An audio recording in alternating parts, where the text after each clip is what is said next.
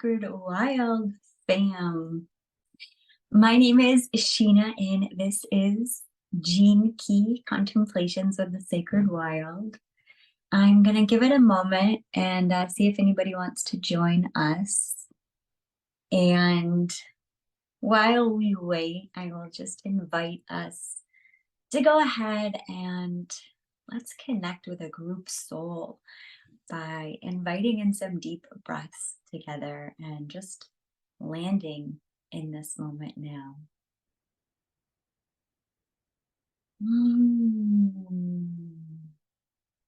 Deep inhales in your own time, in your own rhythm.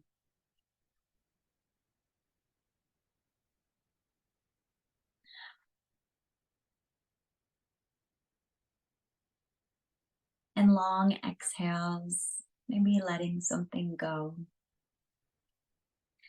So, funny confession is that we just had a daylight savings time this week, which for us brought us the fallback of changing the time back an hour. And I forgot that Arizona does not participate in that. So I didn't even think that it was a thing to consider.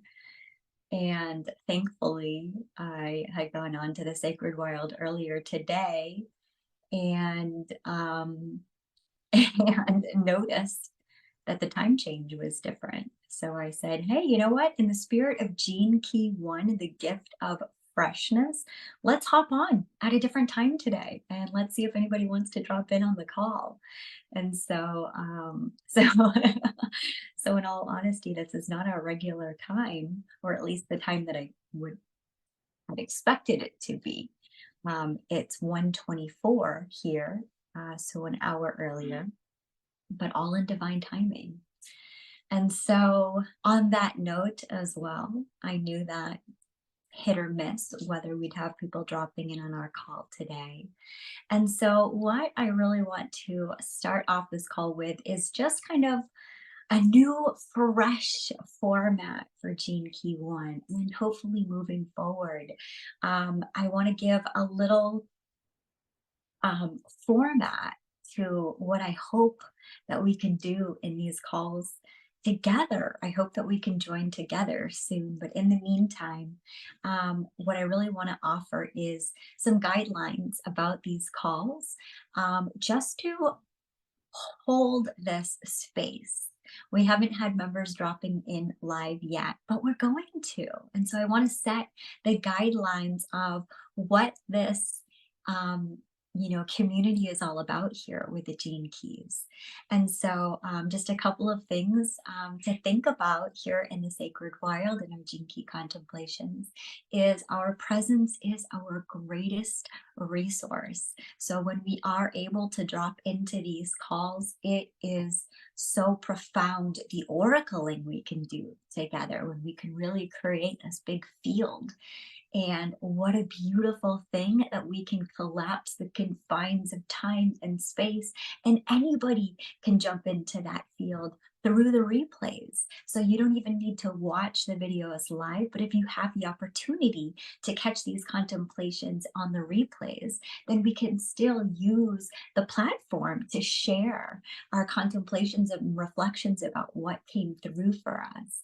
And so I really want to offer that as just an invitation, as I feel that pulse more coming from Jen, and I'm so grateful for it and inspired by it and want to keep adding to it, that our energy is our greatest resource. And so these Gene Keys are opportunities for us to reflect on the frequency of the week, and especially to tune in to give more dialogue to what we may be feeling in the collective. The collective, whether we like it or not, is usually going to be in a shadow vibration, and it's going to be up to us as light workers to go in and alchemize that. As empaths, as highly sensitive, as people on the awakening journey that have more consciousness and awareness, we, sometimes can go into dense environments and walk down into that place. And through these Gene Key contemplations, what I want to offer us is this idea, this inspiration, this spark, if you will, that we can go into these dense environments as our brightest, most awakened, evolved self, as our sacred wild. And we could bring the frequency and vibration of that entire environment up instead of falling down into it. And so, as we have so many things that are happening on our planet right now, my prayer is that these opportunities for reflection can give us an opportunity to just have more love and compassion as we reparent ourselves, as we become even more highly aware of how connected we all are. And we give ourselves this beautiful opportunity to reparent ourselves while we go through what some might consider existential crises around us. And we can be the light. We can bring the light into the environments, and we don't have to get so saturated by the density of them. And um, so, what I'll also be doing with these calls is a little opening invocation. And then this is sort of like chilling the monkeys to give you a format of what we're looking at here. So, within this about hour and 11 minutes, I love my angel numbers. We are looking at the gene key of the week. This is the pulse, this is the frequency of the week. And this is what we might be feeling out in our own awakening journeys or as we navigate the collective. And so right now we are in Gene Key 1. And every week we will spend 6 days in a Gene Key transiting and giving us the opportunity while we're in the element of it to see, how does it feel in my body? What does it ignite or illuminate? And how does it inspire something in me? Because every time we can look at our shadows and add more awareness, we become inspired. And that is the true essence of the divine feminine energy that we all have, and what this gene this week is all about. And so we are going to go into um, the Wisdom Keeper Oracle as well. So we'll reflect on a Wisdom Keeper story using the energy of the week, and then adding some questions for contemplation. So I definitely invite you to get a journal, bring a journal to these calls, along with a pen, of course, something to write with, so that anything, or a sketch pad. Sketch pad's brilliant too. So you're not confined to the lines, but you can start being playful and creating and noticing what comes up to your mind during these sacred pauses that you're taking for reflection. I'll also offer some sacred place suggestions, or some, what I really want to see and add more flame to, that I see with Jen, is more opportunities and invitations to share. And so I'm going to say that on Instagram, you can find me at Rise Wellness Village, and feel free to tag me on your social media posts throughout the week if that is a way that you feel comfortable sharing your creativity. This invitation goes out forever and always, and feel free to take it or leave it. But you feel free to always tag me on these posts. I can help just tune into that essence with you, that playfulness, that creativity, and we can offer these hashtags and start conversations along with them. And so, hashtag invitation this week would be beauty. The highest divine essence of this week.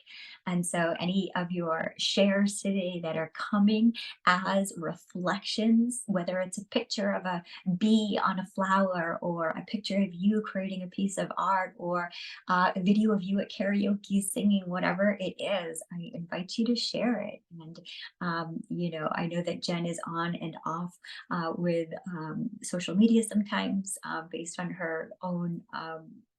Spiritual devotional practices. So I won't put her out there yet, but certainly she can chime in if she wants to be invited into that as well. Each week, I hope to provide some resources as well. And then we'll look a little bit into the astrology of the week. And then there'll also be an opportunity for spiritual activism, which for me, spiritual activism is, what is maybe a prayer that we can come to? What's a way that we can really devote ourselves in the highest frequency of this energy to world peace, in a way that's regulating for our nervous system, where not all of us are going to go out and protest and picket, but we can all tune into that oneness that stands for unity and love and peace and harmony in ways that might feel nourishing for us. And so there may be opportunities for meditations and additional resources. So, on that note, I'm going to bring us into an invocation. And this invocation is going to come from a similar or the same resource that I used last week, which is Unlock Your Design. And this is also on Google as 64 Doors. Let me just take a pause here.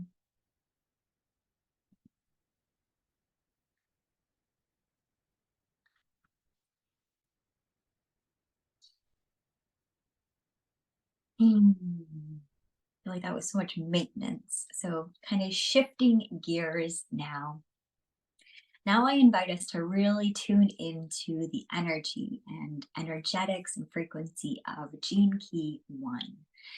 This is the shadow of entropy. This is the gift of freshness.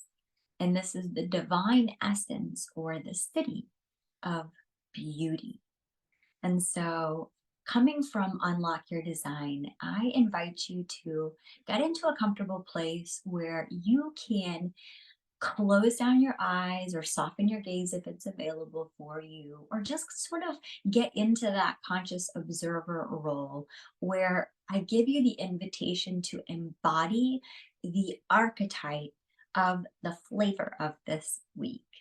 Okay, and so let's go ahead and just take a deep breath in. Again, just cultivating this group soul so everyone can feel into this essence no matter when they tune in.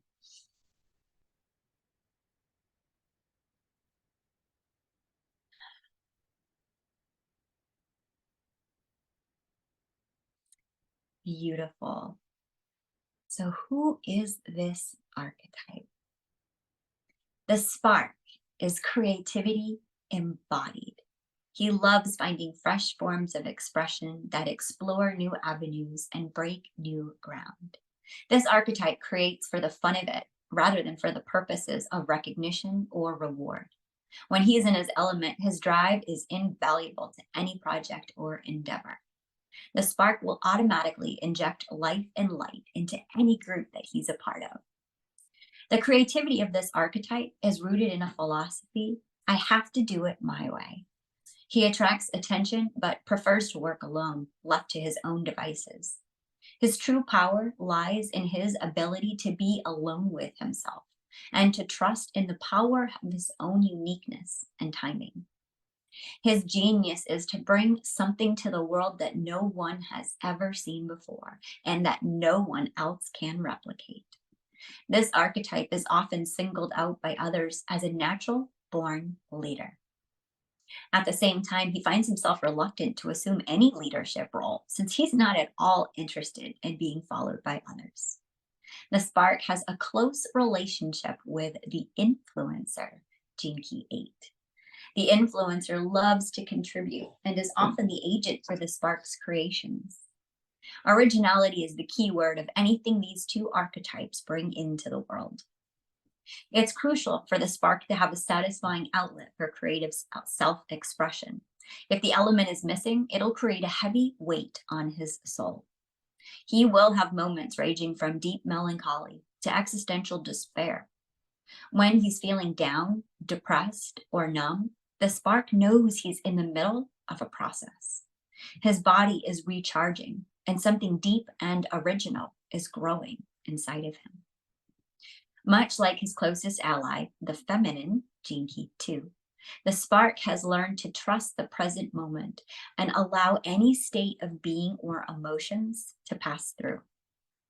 When surrendering to the void unexpectedly, there will be a spark. And so this archetype will suddenly feel energized and see the world from a fresh perspective. When he accepts the entropy, the truth of his aliveness, joy and beauty will eventually shine through, but only when the timing is right. There is just no way of forcing or controlling creativity. Together with the powerhouse, Gene Key 14, the spark is the portal guardian of the codon ring of fire. This codon ring represents the energetic gem at the heart of creation, where life is either fully engaged or completely at rest. When the inner divine fire is released through our DNA, we become capable of miraculous power and beauty. The spark stands for the creative energy of prime yang, where the feminine embodies the receptive energy of prime yin. In their platonic relationship, the spark is the essence of evolution, and feminine is the process of involution. Consciousness simultaneously evolving through and coming down into form through a perfect Merkaba of oneness. There is where one, this is where 1 + 1 becomes 3 through their mystical relationship. Spirit and soul are one. Eros and agape in their eternal dance, trusting the unfolding through the alchemical fire of the spark and the courageous and unequivocal embrace of the feminine. The keywords for this week would be creativity, uniqueness, and prime yang. And there's something that is so interesting about this gene that it can never bypass. So it is said in the I Ching that the original first two gene keys were flip-flopped. And what would make that one, what makes that interesting is that the divine feminine, the yin energy, was meant to, as the creatrix, the mother of form, be number one in the gene keys. So I Ching 1 would signify prime yin. But here, as you hear it and see it in the gene keys, gene key 1 is the archetype of prime yang. And the interesting about that thing about that is there have been a lot of stories and a lot of things throughout history that would say that because of that shift and that change in position, where the masculine energy, the yang energy went above the yin energy, the feminine energy, we saw quite a bit of fallout. But like the true mother, she's always in the mystery and she doesn't really give a shit about how she's validated or seen. She's always going to be the creator. She's always going to be the field of universal, unconditional love and non-judgment. So yeah, put her in the back of the book, put her number 2. She doesn't care. She's still going to emerge and she's still going to do all the things. So even though there may have been a malicious shift in the order, in the chronological order of the I Ching, we could all say it's still divinely perfect and orchestrated, just like it was meant to be. And as we go through the shift on our planet, we are certainly seeing this resurgence of this feminine energy really rising on our planet right now. Just taking a moment to let that breathe for a second. And while we are dancing in the frequency of this gene, I'd also like to add a quick little story that comes from the gene keys. And this is called the Dance of Shiva. And this is how this chapter starts. So this is the beginning of the gene keys after the introductions and all. The Dance of Shiva. Once upon a time, perhaps even an eon ago, in a land now become a myth, a young man sat in a deep reverie beside the great river. Although this river no longer exists today, legend tells us that its descendant may well be the great Yangtze River, which flows through the heart of the land now known as China. Our young man gazed out upon the sinuous, soft waves as they lapped the shores by his feet, when all of a sudden a small turtle emerged from the great mother lode, and drawing itself proudly out of the water, sat down beside him to share his gentle contemplation. For some considerable time, neither party spoke, until finally our young man, evidently on the cusp of some great universal epiphany, exclaimed to the little turtle in a great and wondrous sigh, "Ah, little one, what's it all about then?" Rather to his surprise, the turtle revolved in a half circle and nonchalantly turned its back on the young man, whilst continuing to sun itself lazily and silently. The young man gazed intently at the little creature's back and the intricate interlocking patterns and plates of its shell drying in the spring sunshine. As he gazed, a strange thing began to occur to him. The more he looked, the more he understood the nature of his question. And so it was that he gave himself up to the moment and gazed with all his heart at the little turtle's back. Slowly, almost imperceptibly, everything began to evanesce and disappear. First the turtle, then the cosmos, and finally the young man himself. It is said that when the young man regained consciousness several hours later, the turtle was gone. Ever since that day, humanity has had a means of understanding every aspect within the universe. It was discovered in the interlacing patterns on a humble turtle's back. And in time, it became arguably the most profound knowledge ever discovered by a human being. It became the I Ching. And I thought that was really relevant because this is what the Gene Keys is. It is a combination of the ancient wisdom of the I Ching with all of its fables and mythologies and stories, which we find ourselves interlocking and connecting with astrology and all of the fables from all of the other cultures. And we come to find ourselves as wisdom keepers, just constantly sharing all of this ancient wisdom through our stories and through our folklore and through our animal totems. I wanted to also share, I'm going to pull this up really quick. I didn't have this ready in time. I also wanted to share something that I saw online today that was so beautiful that I was like, oh yeah, I need to put that in there.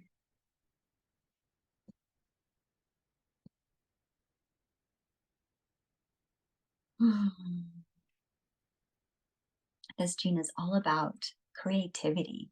Entropy is monotony. It's when we get stuck in a routine and we're not thinking creatively, we're not thinking out of the box. And freshness is when we finally start asking the bigger questions. What am I doing here? What's it all for? We get curious. And in that curiosity, we tap into our own divinity and we create something from that place. And I wanted to share this other story. In the late 1980s, Lise Earle, the daughter of the famous genius, the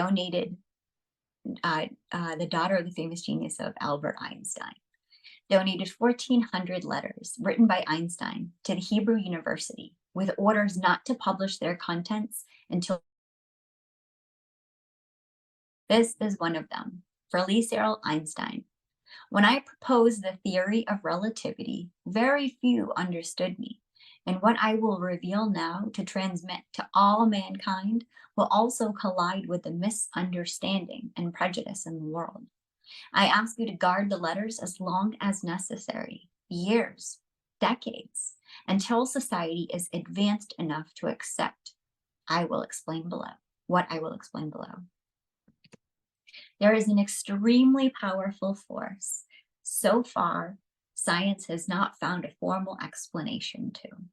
It is a force that includes and governs all others, and is even behind any phenomenon operating in the universe. and has not yet been identified by us. The universal force is love. When scientists looked for a unified theory of the universe, they forgot the most powerful unseen force. Love is light that enlightens those who give and receive it. Love is gravity because it makes some people feel attracted to others. Love is power because it multiplies the best we have and allows humanity not to be extinguished in their blind selfishness. Love unfolds and reveals. For love, we live and die. Love is God, and God is love. This force explains everything and gives meaning to life. This is the variable that we have ignored for too long. Maybe because we're afraid of love, because it's the only energy in the universe that man has not learned to drive at will. To give visibility to love, I made a simple substitution in my most famous equation. If instead of E equals mc squared, we accept that the energy to heal the world can be obtained through love, multiplied by the speed of light squared, we arrive at the conclusion that love is the most powerful force there is because it has no limits. After the failure of humanity in the use and control of the other forces of the universe that have turned against us, it is urgent that we nourish ourselves with another kind of energy. If we want our species to survive, if we are to find meaning in life, if we want to save the world and every sentient being that inhabits it, love is the only one answer. Perhaps we are not yet ready to make a bomb of love, a device powerful enough to entirely destroy the hate, selfishness, and greed that devastate the planet. However, each individual carries within them a small but powerful generator of love whose energy is waiting to be released. When we learn to give and receive this universal energy, dear Lizio, we will have affirmed that love conquers all, is able to transcend everything and anything, because love is the quintessence of life. I deeply regret not having been able to express what's in my heart, which has quietly beaten for you all of my life. Maybe it's too late to apologize, but as time is relative, I need to tell you that I love you. And thanks to you, I have reached the ultimate answer. Your father, Albert Einstein. I love that so much. I mean, come on now. Energy equals unconditional love plus common unity, community unity, which is us, light. So we can heal the world at the speed of light, which is to say, in the moment of our remembering. And on that note, I'm going to pull from a Wisdom Keeper story for the week. Here we go. And so this, another amazing resource and companion for the Gene Keys, is from the 64 Faces of Awakening deck by Dr. Rosie Aronson. And you can find it on Amazon.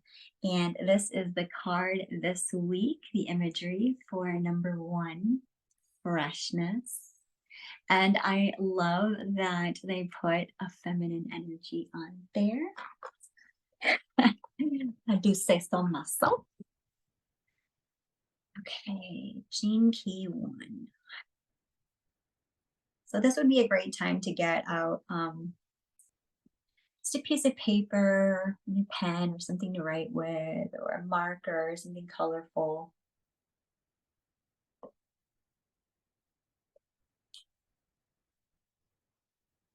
After the story, when we go into questions for contemplation, we'll take a sacred pause and I'll give you some opportunity to journal a bit. Just any brief reflections that come up to come out.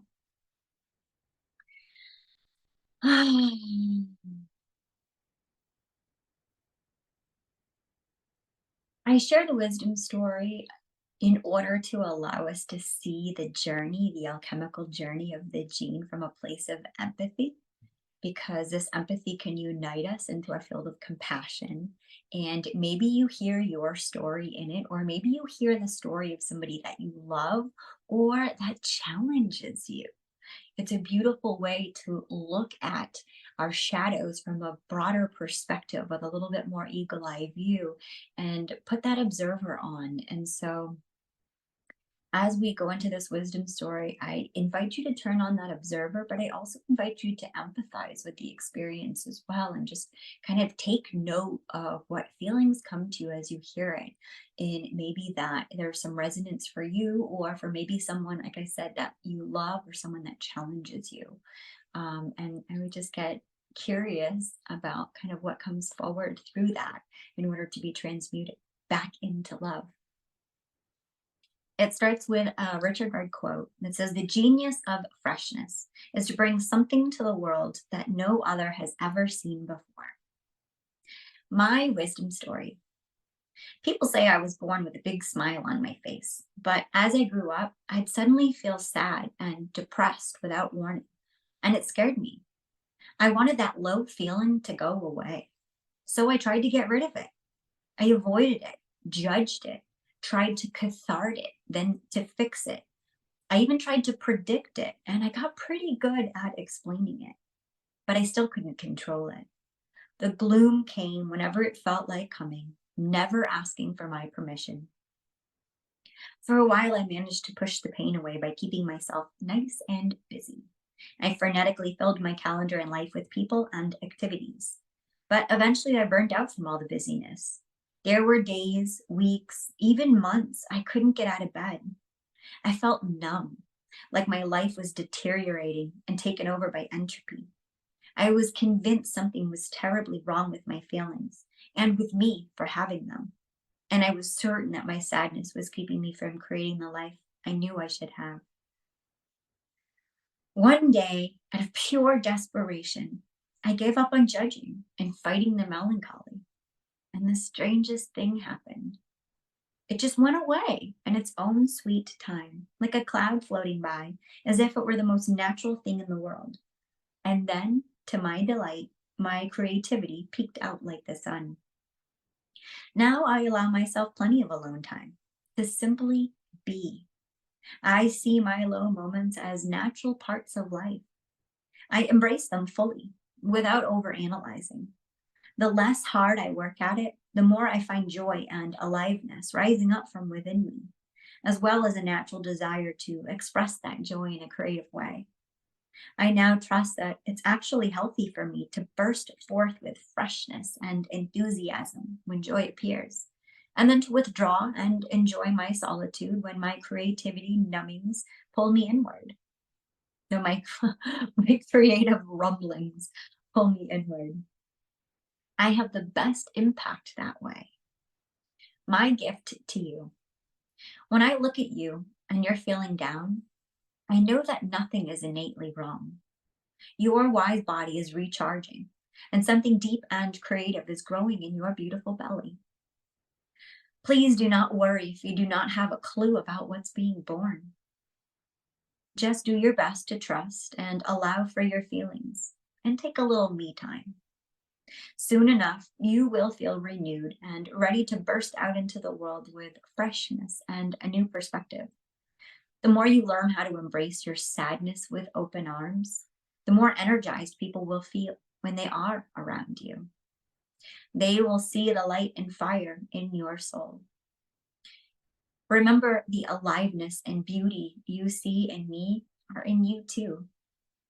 Your joy is more resilient and contagious than you can even imagine, and its timing is perfect.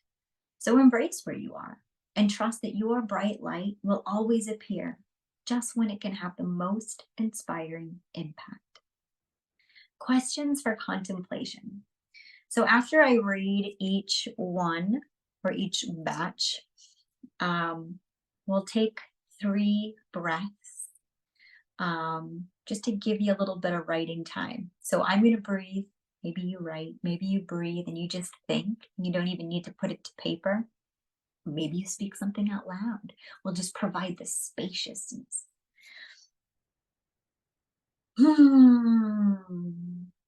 So the first question, do you often find yourself judging, overanalyzing, or trying to get rid of certain feelings? Part two, how does this impact your body?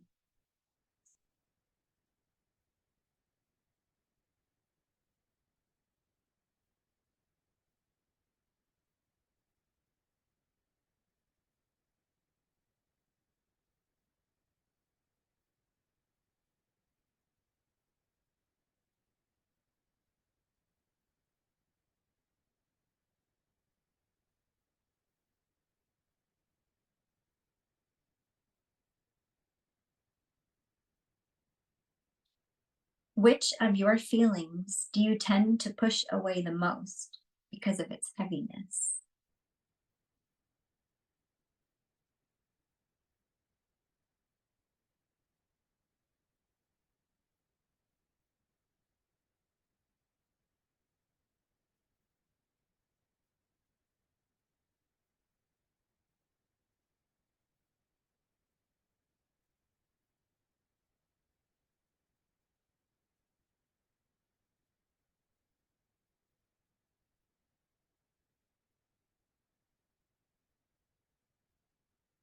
Find a way to give yourself total permission to have and express this feeling today.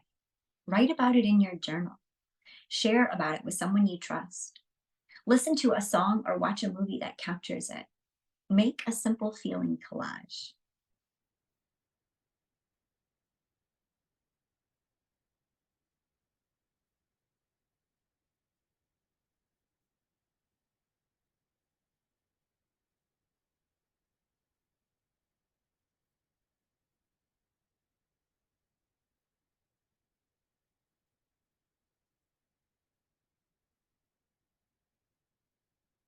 Whatever you do, give it space and see what happens.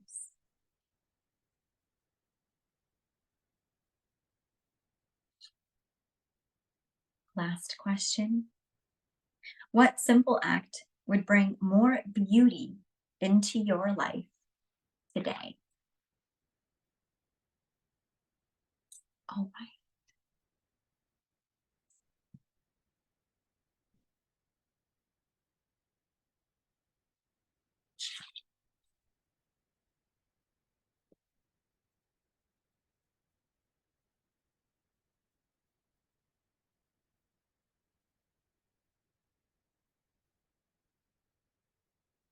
So, so Gene Key 1. This is part of the Ring of Fire along with Gene Key 14. Gene Key 14 is an interesting one. This is the shadow of compromise, the gift of competence, and the divine expression of style. No, is that right? Exquisiteness. Nope, nope. It's bounteousness. No, it's bounteousness. Okay, I've totally mixed these two up because I have both of them in my chart and I mixed them up. So let me come back to say this the right way. Gene Key 14, which is in the Ring of Fire with entropy, freshness, and beauty. So these, when they come alive, will also ignite their programming partner. I like to think of it like this. Like if this was, even though this is totally this is one way of thinking it. If compromise is on this side, then competence is over here. It's like these two become activated, even though it's probably better to say it like this, you know? Yeah, I would say it's okay. If we were to look at this is my little science experiment for the day. If we were to look at the programming partners, we would be looking at this is the shadow of competence. This is the shadow of entropy. So when you have to, no, sorry, the shadow of compromise. So you have to compromise, there's entropy. So there's like a, you can kind of see how they go together a bit. Now, if we look on the other side of compromise, we have this frequency. So it's like down here was frequency, but up here, it's not like really up and down, but to simplify, if down here we have competence, or sorry, compromise down here, up here, the divine expression is bounteousness. So like this bounty, we think of this harvest, this bounty. And so this is the codon ring that these things are churning together. And so we have gene key 1 churning with gene key 14 in this ring of fire, this dance of Shiva creating this energy. And so now the other side of the pole on this gene key 1, we have this entropy, then we have this freshness, and then we have this beauty. So you kind of see them like chugging along, where, once we break out of having a compromise, we can actually be unique. Then we start going into the higher expressions. So basically, entropy is really when we have an unavailability of energy within a closed circuit, within a closed system. So we're like stuck. Maybe we're working for a really strict boss and our job has to look like this. There's no wiggle room. So I used to work at World Market. This is perfect. I was a logistics supervisor, and I did schematics and visual merchandising. And so I would go in over the night and set up the shop displays. Well, I had a guide of schematics that said every single thing where every little product had to be placed. So, had I been working in the home office, cultivating this creativity of let's play and create where we're going to make the visuals look like, that'd be one thing. And that is something I had the experience of getting to do in a boutique.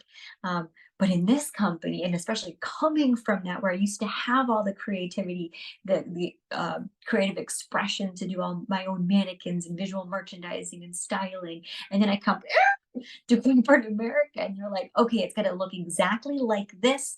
Don't put anything where it's not. And you're like, oh my gosh, that is, for an artist, that is so strangulating to be told exactly how it has to look.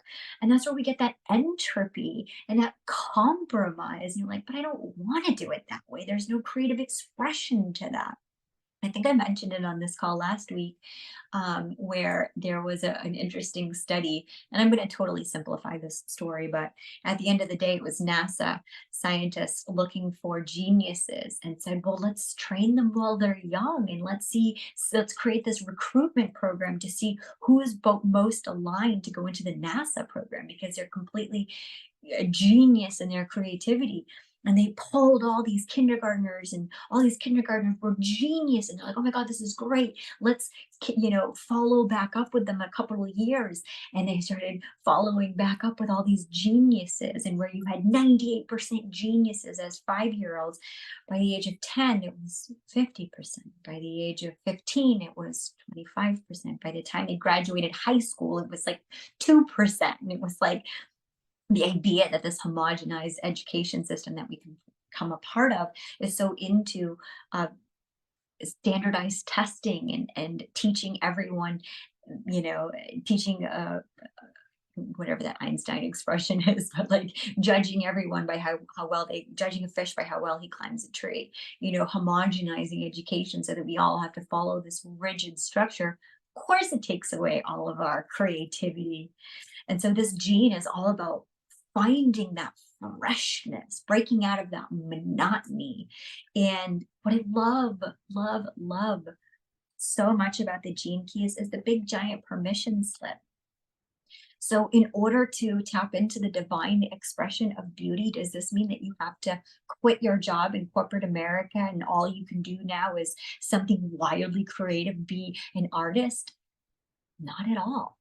What you get to do is shift your perspective so that even when you're in these environments of drudgery and monotony, you're still playing little games with yourself. You're still having fun.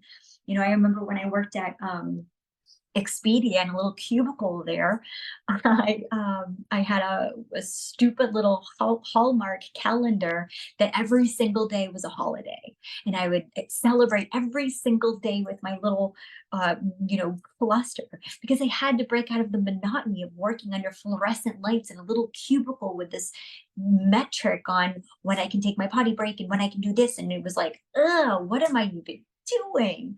But we go through it, we do it. And so I created these little games with myself. So every day would be a holiday, and I would celebrate the holiday, and I'd bring out my yoga mat. And when I take my breaks, I'd go duck out and do yoga in these little offices. So we can always make the best of whatever situation we're in. And so this gene says something that's pretty provocative and important because of how particular all the language is in the gene keys, that the opposite of love is entropy. And so right here in gene key 1, we are looking at entropy as the collective shadow that we all start out with, this idea that it's the opposite of love. It's the absence of love. It's without love. And so our dance then becomes converting entropy into syntropy, in creating this connection. And in this world we're in right now, we go from order to chaos. And then our brain wants to immediately restructure it back into order because we freak out in the chaos. Well, in the chaos is the creativity. So the creativity is the mystery. Creativity comes from the entropy, it comes from the boredom. If you are feeling, I want to say this. Okay, so this alchemical process is we're converting entropy, the opposite of love, into deep feeling. Because if we know that love is a feeling, then entropy is when we're not in that feeling. We're numb, we're disconnected. So we convert entropy into deep feeling. That deep feeling becomes, in a lot of cases, numbness. And when we think about numbness, this is extremely fertile grounds for creativity, because numbness is a feeling. It's not the lack of a feeling. Numbness is the feeling. That numbness may feel like melancholy. It may feel like boredom. But what it alchemizes into, when it's radically accepted and surrendered into without resistance, is it turns into creativity. So there's actually a churning in you to make something. It's interesting because when I think about our intuition, I think about that churning. Intuition isn't the most comfortable feeling. Intuition is usually a feeling of a little bit of discomfort. We can really get honest.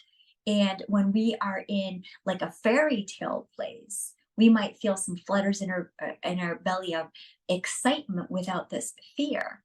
But if we really, because it's not grounded, but if we can be honest about our intuition is usually pulling us through a message that's a little bit outside of our edge, a little bit uncomfortable. We're getting a download of the next move we should make. And a lot of us are like, ooh, but that would change the whole game. But how am I going to do that? But that's too big. Or, but that's so different than my lifestyle right now. Oh my gosh, but how would my family react? Oh my God, but could you imagine? And that in itself is the unlocking to a divine essence of when you get into that place of, fuck it, we ride at dawn, let's go, complete trust.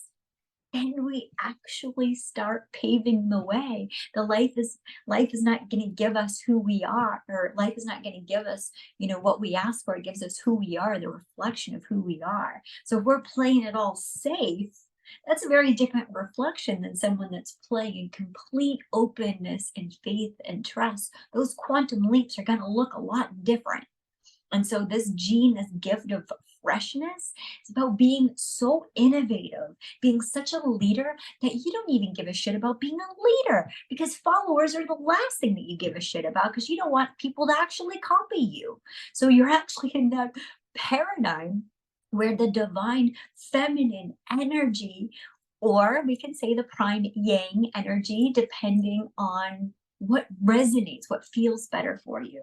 This primal energy of creativity is sparking us to create something that the world has never before seen and will ever see again. And that's literally the only reason that you're here.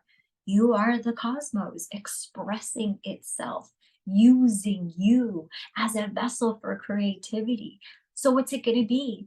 What will be your unique flavor? When you come into this place of embodying this freshness, this syntropy, this oneness, while there is no desire to be a leader, you actually become an influencer. You inspire everyone in your community. Every environment that you go into becomes shifted and changed by your frequency, because it's not you shouting at what creativity is, it's you embodying what creativity is, what living in the great mystery truly is through embodiment.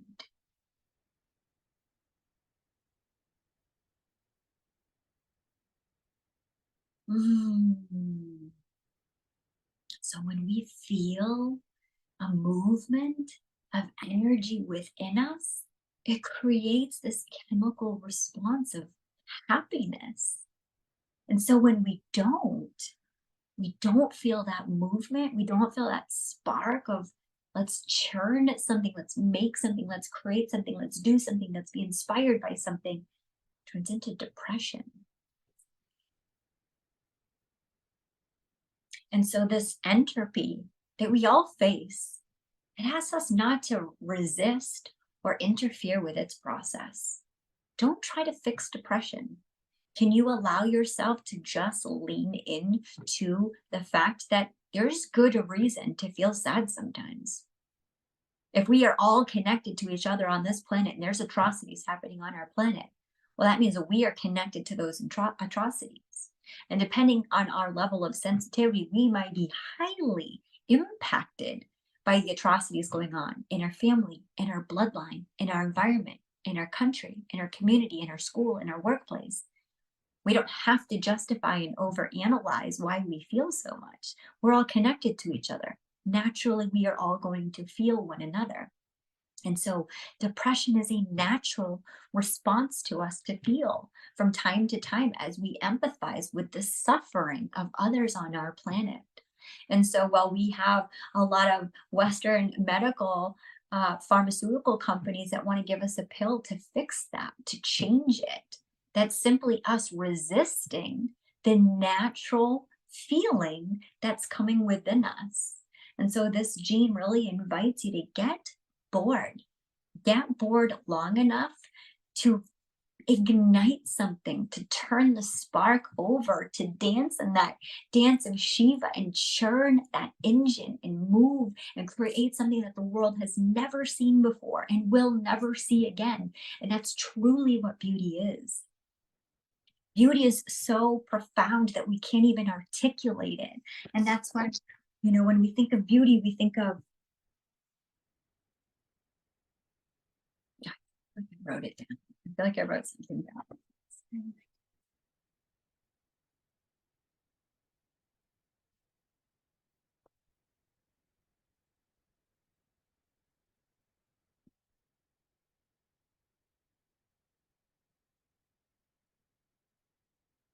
So we are designed. This is interesting. So here we are, these fractals of light, and we're designed to be original. And often we are given this opportunity, especially if we have this gene in our profile or we have a close relationship with this gene, then we were designed in our blueprint to excel in our family by taking center stage and then being able to withdraw. in being celebrated in both seasons. And so the child, the Leo rising child, perhaps, goes up on stage and is the star of all the plays and really becomes rejuvenated and satiated by this as a child, and then also has bouts of feeling really sad or wanting to save all the animals or not really wanting to play with the other friends. And, in this dynamic, both of those can be completely celebrated because, in the true essence of the human, we are meant to have output just as much as we have input and celebrate both of those. And so there is a special kind of flavor of the taking center stage with this one because it's all about leadership. It's about stepping up. And then, but also taking those sacred pauses to come in, to become recharged.